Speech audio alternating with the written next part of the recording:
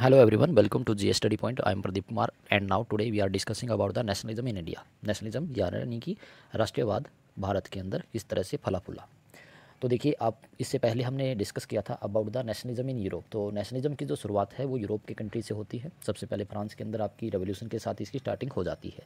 धीरे धीरे से जो कॉलोनियल कंट्रीज़ हैं वो भी नेशनलिज्म की चपेट में आने स्टार्ट हो गए हैं। नेशनलिज्म एक्चुअली एक तरह की मूवमेंट है जिसमें जो पीपल्स हैं they want to love their nation, they want to develop their nation and want a nation state. एक नेशन स्टेट की फॉर्मेशन वो करना चाहते हैं। Love, pride and affection for their nation, this is known as the nationalism. ये हमने पहले भी डिस्कस किया था। अगर आप प्रीवियस लेक्चर को देखेंगे नेशनलिज्म इन यूरोप तो वहाँ पर आपको क्लियर हो जाएगा कि नेशनलिज्म का मतलब क्या होता है। अब हम देखते हैं नेशनलिज्म इंडिया में किस तरह से स्प्रेड होता है, कैसे कैसे ये इसकी ग्रोथ यहाँ पर देखी गई है। तो growth of modern nationalism in initial intimately connected to anti colonial movement. देखिए, इंडिया जो है, India was a colony of Britishers या ब्रिटिश कंट्री। तो देखिए, हम एक कॉलोनियल गवर्नमेंट के अंडर में काम कर रहे थे जहाँ पर जो ब्रिटिश गवर्नमेंट है वो रूल करती थी। तो इस रूल के टाइम पे ही जो एंटी कॉलोनियल मूवमेंट थे उन्हीं की वजह से नेशनलिज्म की शुरुआत यहाँ पर हो जाती है। सबसे पहले नेशनलिज्म जो है महात्मा गांधी जो 1915 में 9 जनवरी 1915, आपको ये डेट पता होगी। 1915 में Mahatma Gandhi return back to India from South Africa. South Africa से जैसे ही वो लौटते हैं तो यहाँ पर वन बाय वन वो Kheda movement, Champaran movement, Ahmedabad movement, इस तरह के कुछ मूवमेंट को लीड करते हैं जिसमें उन्होंने सत्याग्रह मूवमेंट को लीड किया। सत्याग्रह जो मेन उनका आइडिया था। तो इस तरह से इंडिया में नेशनलिज्म की शुरुआत हो जाती है after the Mahatma Gandhi's arrival. So इससे पहले देख लेते हैं वर्ल्ड वॉर, खिलाफत कमेटी और नॉन कोऑपरेशन मूवमेंट, ये सब क्या है। So nationalism movement was spreading in new area in 1919 and incorporating new social group and developing new modes of struggle। तो नए नए मोड ऑफ स्ट्रगल इसमें ऐड किए गए हैं, यूज़ किए गए by different people of the different region. देखिए, इसमें आपके कंट्री साइड से लेकर टाउन्स तक हर एक पॉपुलेशन जो है 1919 के टाइम पे एक नया आइडिया यहाँ पर फैल चुका है जिसको बोला जाएगा सत्याग्रह या फिर नॉन कोऑपरेशन, जिसमें हम क्या करेंगे with the help of truth. एक तरह सत्याग्रह का मतलब होता है आपका with the help of truth we want to take our rights back. देखिए, जो ब्रिटिशर्स हैं जो हम पर सख्ती से रूल कर रहे हैं उन सभी को हटाने के लिए महात्मा गांधी ने एक नॉन वायलेंस मेथड यहाँ पर अडॉप्ट किया है। इसी को सत्याग्रह बोला गया है। तो 1919 में जब जलियांवाला बाग मास्केस हुआ तो उस टाइम पे ये मूवमेंट काफ़ी ज़्यादा स्ट्रॉन्ग हो गया। Mahatma Gandhi come to India and the idea of satyagraha emphasize the power of truth and the need of the search of for truth. तो देखिए, सच के लिए ही यहाँ पर जो मूवमेंट है वो स्टार्ट किया गया। पावर ऑफ ट्रूथ यानी कि सच की जो ताकत है, ट्रूथ में जो पावर होती है, उसके लिए किसी तरह के वेपन की, नॉन वायलेंस की ज़रूरत नहीं है या वायलेंस की ज़रूरत नहीं है। नॉन वायलेंस से भी वो अपना जो काम है वो कर सकते हैं। He advocate that physical force was not necessary to fight the oppressor. Physical force आपके पास हो ऐसा ज़रूरी नहीं है। अगर आप सच्चे हैं तो आपको उसी रास्ते से आपको आज़ादी मिल जाएगी या फिर आपके जो राइट्स हैं वो आपको कभी ना कभी मिल जाएंगे। बट इसमें टाइम ज़्यादा लगा है। देखिए, आपको पता होगा 1600 के टाइम पे जो British India east India company थी वहाँ पर एस्टेब्लिश की गई और 1947 तक यानी कि मोर देन 200 ईयर्स तक इन्होंने यहाँ पर रूल किया। 300 से जब भी ज़्यादा इन्होंने रूल किया है। डायरेक्ट इनका जो रूल था वो 1857 के बाद यहाँ पर हो गया था after the battle of Plassey का जो बैटल हुआ था उसके बाद इन्होंने 1757 में वहाँ पर डायरेक्ट कंट्रोल कर लिया था। तो इस तरह से आपका काफ़ी 200 सालों तक इन्होंने हम पर रूल किया है। So in 1916 he travel to Champaran in Bihar to inspire the peasant to struggle against the oppressive plantation system. देखिए, बिहार के अंदर जो है ना प्लांट्स लगाए जाते थे, प्लांटेशन सिस्टम था, इंडिगो वगैरह के प्लांट यहाँ पर लगाए जाते थे और ये ब्रिटिश गवर्नमेंट जो थी वो अपने फ़ायदे के अकॉर्डिंग या फिर अपने बेनिफिट के लिए इन लोगों को फोर्सफुली प्लांट ग्रो करने के लिए मजबूर करती है, ओप्रेस उनको किया जाता था। तो इसलिए महात्मा गांधी ने चंपारण के अंदर इन पीजेंट्स पीपल के साथ मिलकर पार्टिसिपेट किया, एक तरह के मूवमेंट के अंदर सत्याग्रह मूवमेंट चलाया जिसको चंपारण मूवमेंट ऑफ 1916 बोला जाता है। न्यू एनसीईआरटी जो बुक आ रही है उसमें 1917 ये आपको डेट मिलेगी। तो एनसीईआरटी के अकॉर्डिंग 1917 जो न्यू है, बट ओल्ड एनसीईआरटी में 1916 ही इसकी डेट मानी गई है। तो अब देखिए, जो द आइडिया ऑफ सत्याग्रह है, Mahatma Gandhi return to India in January 1915। जैसा मैंने बताया आपको, his heroic fight for the Indians in South Africa was well known. His novel method of mass agitation was known as satyagraha had yielded good result. तो देखिए, इनका जो method है, इनका जो मास एजिटेशन का मेथड है यानी कि बड़ी संख्या में लोगों को अपनी तरफ अट्रैक्ट कर लेना, इसी को मास एजिटेशन बोला गया है। ये सत्याग्रह के बेसिस पर इन्होंने बनाया था। तो जो ये यील्ड लिखड़ा है इनका या जो इनका रिजल्ट जो आया है वो मेनली सत्याग्रह मूवमेंट की बेसिस पर ही आया है। तो सत्याग्रह मूवमेंट काफ़ी ज़्यादा पॉपुलर हो गया इस टाइम पे। The idea of satyagraha emphasize the power of truth and the need for search of the truth. तो देखिए, सच के लिए सच की खोज यहाँ पर की जा रही है। 1916 Gandhi travel to Champaran in Bihar to inspire the peasant of struggle against the oppressive plantation system in 1970। देखिए 16 को हम डिस्कस कर चुके हैं। 17 में crops field in Kheda, crops जो है वो फेल्ड हो गया, यहाँ पर फेल्ड आएगा। District of Gujarat but the government refuse to remit land revenue and instead on its full collection. तो देखिए यहाँ पर जो गवर्नमेंट है, बट गवर्नमेंट यहाँ पर किसी तरह की समझौता करने के लिए तैयार नहीं थी। उन्होंने क्या किया, जो लैंड का जो रेवेन्यू कलेक्शन किया जाता था वो फुल उन्होंने रेवेन्यू कलेक्ट करना वहाँ पर स्टार्ट कर दिया। But people are not in a condition कि वो फुल रेवेन्यू दे सकें या पे कर पाएँ इतना पैसा। तो इसलिए महात्मा गांधी यहाँ पर खेड़ा डिस्ट्रिक्ट के अंदर जो पीजेंट्स है उनके साथ दोबारा एक मूवमेंट स्टार्ट करते हैं। ये भी सत्याग्रह बेसिस एक मूवमेंट था। महात्मा गांधी ने सत्य के जो मार्ग है, नॉन वायलेंस का मेथड, इसमें भी अडॉप्ट किया और इसमें भी वो सक्सेसफुल हो गए। In 1918 Mahatma Gandhi intervened in a dispute between the workers and mill owner of Ahmedabad. तो देखिए अहमदाबाद मिल वर्कर 1918 में ये होता है। He advise to worker to go on strike and to demand a 35% increase in the wages. तो देखिए वेजेस जो हैं वो काफ़ी कम है, लेकिन जो वर्किंग आवर्स हैं या फिर उनसे जो वर्क लिया जाता है वर्कर से, वो काफ़ी ज़्यादा हार्ड है। तो इसलिए महात्मा गांधी 35% इंक्रीज वेजेस को इंक्रीज इनकी कराना चाहते हैं, इसलिए उन्होंने यहाँ पर एक मूवमेंट को लीड किया है। This movement is known as the Ahmedabad mill workers movement.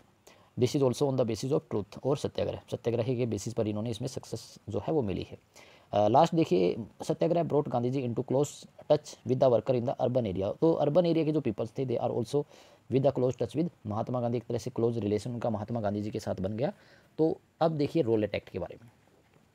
So Rowlatt Act was comes in India in 1919. This was partially passes through Imperial Legislative Council in spite of unanimous opposition of the Indian member। तो देखिए यहाँ पर Indian member की कोई position नहीं थी, कोई भी मेंबर इंडियन नहीं था इसके अंदर। Gandhi ji patience come to an end. तो इससे गांधी जी का जो पेशेंस है वो खत्म हुआ। उन्होंने क्या किया, Gandhi ji wanted non violent civil disobedience against such unjust law which would start with a hartal on 6 अप्रैल। तो 6 अप्रैल 1919 में महात्मा गांधी एक स्ट्राइक करते हैं और उस स्ट्राइक से ही इस मूवमेंट को लीड किया जाता है बाद में। 6 April 1919 was observe as satyagraha day when people all over the country observe fast and hartal. तो पूरे कंट्री के अंदर हड़ताल की गई, लोगों ने फास्ट रखा उस दिन, कुछ भी नहीं उन्होंने खाया पिया। तो ये जो मूवमेंट था ये भी सत्याग्रह के बेसिस पर था। नॉन कोऑपरेशन मूवमेंट इसको बोला गया है, यानी कि वो बिल्कुल भी कोऑपरेट नहीं करेंगे ब्रिटिशर्स के साथ। और महात्मा गांधी ने तो ये तक कहा था कि अगर हम इन ब्रिटिशर्स के साथ कोऑपरेट करना बंद कर दे तो ये विद इन 1 ईयर या 2 ईयर में यहाँ से अपना सामान जो है वो समेट कर चले जाएंगे। तो ऐसा महात्मा गांधी जी मानते थे कि इनको कोऑपरेट अगर ना करें तो ये जल्दी ही यहाँ से चले जाएंगे या इंडिया को फ्री कर देंगे। सो इन 1919 the country witness A remarkable political awaking in India. तो एक पॉलिटिकल इंस्टेबिलिटी का दौर आ गया जब ये स्ट्राइक हो रही थी, हड़तालें चल रही थी, पूरी ब्रिटिश गवर्नमेंट इससे हिल गई। Local leader were picked up from Amritsar and Mahatma Gandhi was bad from entering Delhi. जो लोकल लीडर्स थे अमृतसर में उनको कैप्चर किया गया, पकड़ लिया गया, प्रिजन में डाल दिया गया। महात्मा गांधी को दिल्ली में एंटर करने पर बैन लगा दिया। ये 1919 में हुआ। On 10 April the police in Amritsar fired upon A peaceful प्रोसेसन provoking wide spread attack on bank. तो देखिए यहाँ पर जो एक पीसफुल एक तरह से प्रोग्राम चल रहा था, प्रोसेसन चल रहा था, अचानक से जो जनरल डायर है वो क्या करता है कि जो पीपल्स हैं अमृतसर जलियांवाला बाग के अंदर जो बैठे हुए थे, एक पीसफुल डेमोन्स्ट्रेशन वो कर रहे थे जिसमें लेडीज़ भी थे, चिल्ड्रंस भी थे, ओल्ड एज पीपल भी थे, हर तरह के लोग यहाँ पर बैठे हुए थे। अचानक से इस पार्क को पूरी तरह से घेर लिया जाता है और यहाँ पर फायरिंग स्टार्ट कर दी जाती है। तो इस मोमेंट को याद रखा जाता है जलियांवाला बाग मास्केज के नाम से। तो इसके बारे में देख लेते हैं। तो a large crowd gathered in enclose ground of Jallianwala Bagh. बहुत बड़ी संख्या में लोग यहाँ पर आए हुए थे। People come to protest against government's repressive measure while some come to attend the annual Baisakhi fair. तो देखिए कुछ लोग यहाँ पर प्रोटेस्ट कर रहे थे और कुछ बैसाखी फेयर के लिए यहाँ पर आए हुए थे। जो एनुअल फेयर होता है पंजाब के अंदर बैसाखी का, तो उसके लिए लोग यहाँ पर आए थे। General Dyer enter the area, block the exit point and open fire on the crowd killing hundreds of people. देखिए हंड्रेड्स के बीच से भी ज़्यादा लोगों को यहाँ पर मार दिया गया। The government responded with the brutal repression seeking to humiliate the territories people. तो देखिए यहाँ के जो पीपल थे, टेररिस्ट जो पीपल हुआ करते थे यहाँ के, उनको बुरी तरह से मार दिया गया। इनको एक तरह से टेररिस्ट माना गया है, जो बिल्कुल ही निंदनीय काम था। गवर्नमेंट ने ये जो काम किया है, जनरल डायर ने जो काम किया है, ये बिल्कुल ही नीच हरकत उनकी कही जा सकती है, क्योंकि इतना ज़्यादा घटिया काम कोई भी सरकार नहीं करती कि जहाँ पर जो लोग हैं शांतिपूर्ण ढंग से बैठे हुए हैं और उनके ऊपर फायरिंग स्टार्ट कर दी जाए। जिसमें मासूम बच्चे थे, लेडीज़ थी, ओल्ड एज पीपल्स थे, सभी को भून दिया गया गोलियों से। तो ये बहुत ही बड़ी एक तरह से हम कह सकते हैं घटना हुई पंजाब के अंदर जलियांवाला बाग में। Satyagrahi were forced to rub their noses on the ground. तो जो सत्याग्रही थे उनको पकड़ लिया गया, जो बाकी के बच्चे थे उनकी नोजेज को ग्राउंड पे रब कराया गया।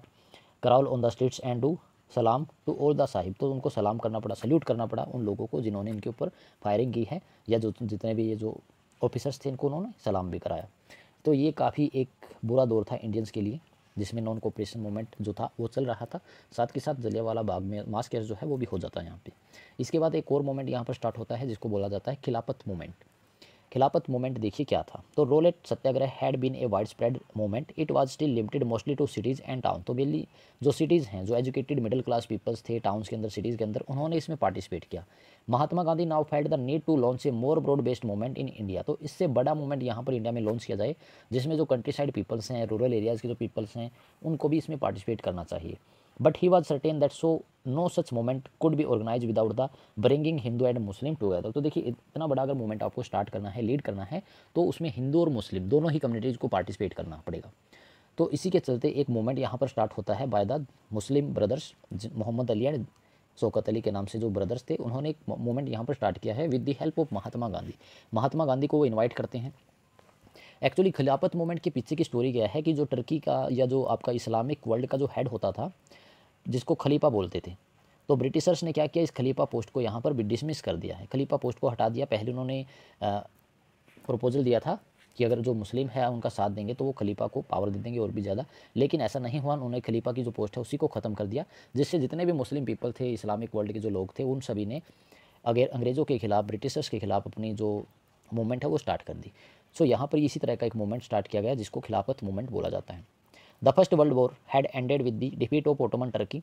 There were rumors that a harsh peace treaty was going to impose on the Ottoman emperor who was the spiritual head of the Islamic world। जो खलीफा है यानी कि जो टर्की ओटोमन एम्पायर का जो यहाँ पर स्पिरिचुअल हेड है इस्लामिक वर्ल्ड का, उसके साथ एक पीसफुल एक ट्रीटी की जाएगी जिसमें उसकी पावर जो है वो ख़त्म कर दी जाएगी, उसकी जो पावर है उसको एक तरह से पूरी तरह से बैन कर दिया जाएगा। तो इस तरह का एक रमर फैला है जिस वजह से मुस्लिम कम्युनिटीज़ में ये मूवमेंट जो है नॉन खिलाफत मूवमेंट, इसमें इन्होंने पार्टिसिपेट किया। The Muslim of Indian decided to force Britain to change her Turkey policy. तो ब्रिटिशर्स जो थे इंडिया के अंदर, उनको फोर्स किया गया है कि वो अपनी जो पॉलिसी है टर्की को लेकर वो चेंज करें। तो इस तरह से खिलाफत मूवमेंट स्टार्ट होता है। एक खलीफा कमेटी या फिर खिलाफत committee was formed under the leadership of Maulana Azad, Ajmal Khan and Harshad Mohani. तो ये कुछ लीडर्स हैं जिसमें मौलाना आज़ाद, अजमल खान है, हर्षद मोलानी है।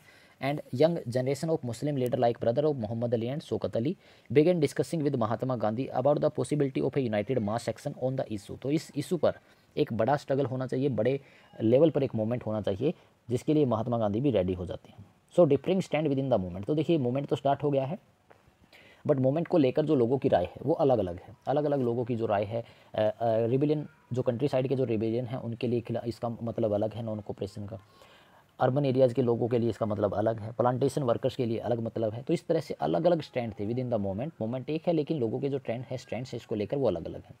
So rebellion in the country side की अगर बात करें, from the cities the non cooperation movement spread to the country side. शहरों से ही ये धीरे धीरे से गाँव की तरफ स्प्रेड होना स्टार्ट हुआ। After the war the struggle of peasant and tribal were developing in different part of India. जो वो टाइम चल रहा था उसके बाद ये मूवमेंट स्टार्ट होता है after the first world war India के अंदर। तो यहाँ पर लोगों ने इसमें अलग अलग तरह से पार्टिसिपेट किया। One movement here was against taluqdar and landlord who demanded from peasant exorbitantly high rents and a variety of other cesses. तो देखिए यहाँ पर जो लैंडलॉर्ड्स हैं, तालुकेदार्स हैं, जो कि पुअर पीपल्स को एक्सप्लॉइट करने का काम करते थे, उनके जो रिवेन्यू का कलेक्शन करते थे या जो रेंट उनको दिया जाता था, इस रेंट को रोकने के लिए इन्होंने क्या किया है, मूवमेंट स्टार्ट किया है। जो पीजेंट्स हैं, जो पुअर पीपल्स हैं, they are not know about the swaraj, उनको स्वराज का मतलब ही नहीं पता था। उनके लिए तो इसका मतलब ये था कि जो तालुकेदार हैं, जो हाई रेंट उनसे वसूल करते हैं, इसको ख़त्म कर दिया जाए, इसको हटा दिया जाए। Peasants had to do begar. तो पीजेंट जो बेगार करते थे, बेगार का मतलब समझिए क्या है कि this is a type of work in which peoples working for more than 8 to 10 hours but they are not get any type of salary और पेमेंट। तो इस सिस्टम को यहाँ पर ख़त्म करना चाहते हैं पीजेंट्स, जो अवध वगैरह के जो पीजेंट्स थे बेसिकली, वो इस सिस्टम को ख़त्म करना चाहते थे। Demanded reduction of revenue and abolition of begar and social boycott of oppressive landlord. तो ऑपरेसिव जो लैंडलॉर्ड हैं इनको बाइकट किया जाए। Awadh Kisan Sabha was set up headed by Jawaharlal Nehru and other within a month over 300 branches had been set up by the villagers. तो देखिए यहाँ पर एक मूवमेंट है, किसान सभा, अवध किसान सभा जो है वो बुलाई जाती है, जिसको जवाहरलाल नेहरू जो हैं वो इसके हेड होते हैं, वो इसको हेडेड करते हैं, अध्यक्ष होते हैं। और उन्होंने क्या कहा है कि इस मोमेंट के अंदर, ये जो मोमेंट चल रहा है, इस मोमेंट में आप पार्टिसिपेट कीजिए और इसके अंदर ही क्या होता है 300 ब्रांचेस जो है इस मूवमेंट की वो स्टार्ट हो जाती हैं। 300 से ज़्यादा ब्रांचेस यहाँ गाँव में फैल जाती हैं अलग अलग रीजन में। तो इस तरह से जो पीपल्स हैं, जो किसान हैं मेनली, वो इसमें पार्टिसिपेट करते हैं। Tribal peasant interpreted the message of Mahatma Gandhi and the idea of Swaraj in yet another way. तो जो पीपल हैं, ट्राइबल पीपल हैं, जो पीजेंट्स है, basically they take this idea in another way, वो अलग ही तरीके से इसका मतलब निकालते हैं। The colonial government had closed large forest area, preventing people from entering the forest to graze their cattle or to collect fuel and wood और fruits। तो देखिए जो गवर्नमेंट है, ब्रिटिश गवर्नमेंट ने यहाँ पर फॉरेस्ट पॉलिसी भी लेकर आती है। ठीक है, तो फॉरेस्ट पॉलिसी के अकॉर्डिंग 1894 में जो फॉरेस्ट पॉलिसी आई थी, यहाँ पर जो फॉरेस्ट हैं जिनको रिजर्व कर दिया गया है, प्रोटेक्टेड कर दिया गया है, वहाँ पर लोकल कम्युनिटीज़ की या किसी भी ट्राइबल ग्रुप की एंट्री बैन है, एंट्री क्लोज कर दी गई है। एक तरह से अच्छा काम था, बट ये जो पीपल्स हैं, ट्राइबल ग्रुप के जो पीपल हैं, basically they are depend on forest product, their wood और their fruits. Alluri Sitarama Raju claim that the he had a variety of special power, means वो कहता है कि उसके पास स्पेशल पावर है, he have super natural power, and he asserted that India could be liberated only by the use of force. तो India जो है फोर्स का यूज़ करके ही यहाँ पर इंडिपेंडेंट हो सकती है। तो इसके लिए गुरिल्ला वारफेयर जो मोमेंट है वो स्टार्ट हो जाती है इस रीजन के अंदर। आंध्र प्रदेश का ये रीजन था, गोदाम हिल्स का। तो यहाँ पर इस तरह की मूवमेंट होती है जिसमें बाद में जो ब्रिटिशर्स होते हैं यहाँ पर फायरिंग करते हैं, जिसमें अल्लोरी सीतारमन राजू जो है वो भी मारा जाता है। तो इस तरह से इस मूवमेंट का यहाँ पर एंड होता है। इसके बाद एक नेक्स्ट मूवमेंट यहाँ महात्मा गांधी जी स्टार्ट करते हैं जिसको बोला जाता है सिविल डिसोबीडियंस मूवमेंट। तो सिविल डिसोबीडियंस मूवमेंट को हम अगले लेक्चर में डिस्कस करेंगे, बाकी का जो चैप्टर रहता है उसको अगले लेक्चर में हम कंप्लीट कर लेंगे। तो इस लेक्चर को एक बार ज़रूर से देखिएगा। आपके जो डाउट हैं, आपके कोई क्वेरीज हैं तो आप कमेंट में पूछ सकते हैं। चैनल को लाइक और सब्सक्राइब कीजिए ताकि आने वाले टाइम में आपको जो भी नए लेक्चर आएंगे उसकी नोटिफिकेशन पहले से मिल जाए। So thank you everyone and God bless you all.